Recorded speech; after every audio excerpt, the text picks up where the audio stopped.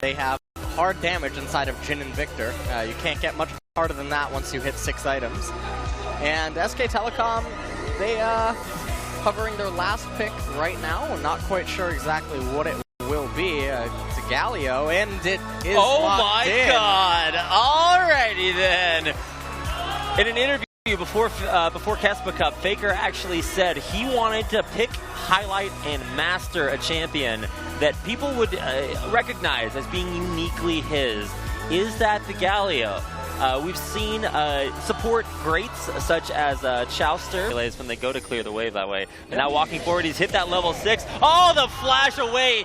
Ian preempting Faker. These are the type of roams, by the way, coming in right now that I've talked about Ed, where he loves to live in the mid lane, and Bengi is here. Faker. Oh my god! Even beyond exactly where he needed to deal in.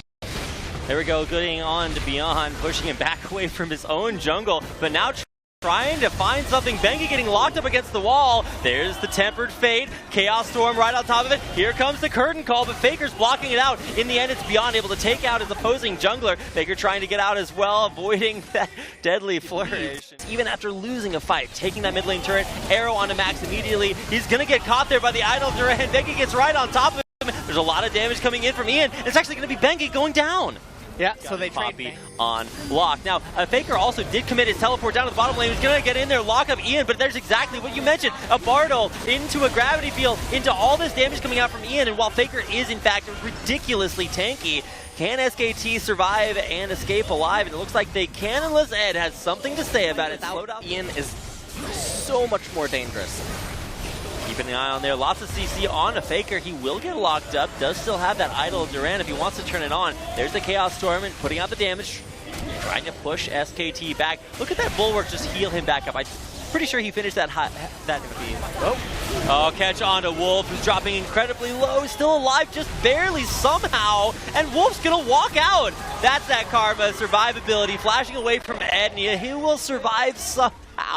Beyond and Max the casualties though, and it looks like maybe Ed might still go down. There's the Idol Duran locking him back, and Wolf was the one that got picked, and that was exactly what SKT were able to turn around. Now Faker walking forward, way too tanky for MVP to deal with really at this point, although barely catching Bang there with a Tempered Fate, and here comes Ed to really knock that SKT carry away. Will we be able to see anybody go down? Faker actually dropping the Idol, catching multiple members of MVP, and totally turning the fight around. Ed goes in, but he's going to go down. Faker flashing out immediately to stay alive. Prophet taking up that turret, he's going to stay alive just barely at the end. Now they're moving towards mid lane, and Faker just going to take the turret. What's the turret? Hey, did turrets deal damage, LS? Apparently not. No, yeah, probably. Telecom and how they're itemizing, you would actually think that Leandri's Torment would probably be not that bad of an item. Faker gonna get it locked up along with Bang. Can Max land at the Cosmic Binding he needs? He does lock up Faker. There's the Curtain Call towards the backline. Faker actually taking a lot of help, but there's gonna be the Mikhail to keep him back alive even further. Chaos Storm in the backline actually chunked Bang way out, but Beyond barely surviving will keep everyone alive on both sides. And now Maha trying to put the damage out. Faker getting locked up again, but he just doesn't care. Nothing can kill this unstoppable Galio, and Faker tanking everything MVP has to throw at him. Yeah, and that's going to be the second inhibitor of the game, falling for SK Telecom, and that thing just Ownbreaker guy gets a little bit sadder. Yeah. All you need is a Galio to take it up. I don't even know how this is championing his fair share of. Bang gonna get locked up there. Here comes Ed trying to knock somebody out of the fight. Faker does start taking a little bit too much damage, but he's just unkillable. Ian in the front lines actually will pop as the second casualty there for MVP, who just does die because of it. But Faker teleporting back in to try out his invulnerability again.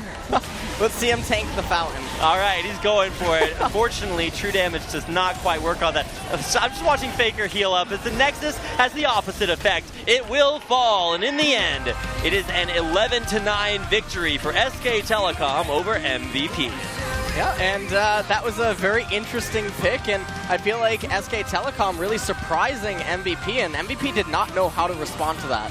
Wolf wants a little credit for miraculously living and, of course, saving quite a few lives, potentially even Faker's a couple of times. And, of course, you can see what is, for Faker, an extremely large smile on his face after having an incredibly successful performance on a very unique. And so Faker, once again, ruining solo queue near you. As a lot of people are going to be very horrified I think you mean ruining a flex queue near ULS. Oh, I see what you did there. Hey, man. We'll see whether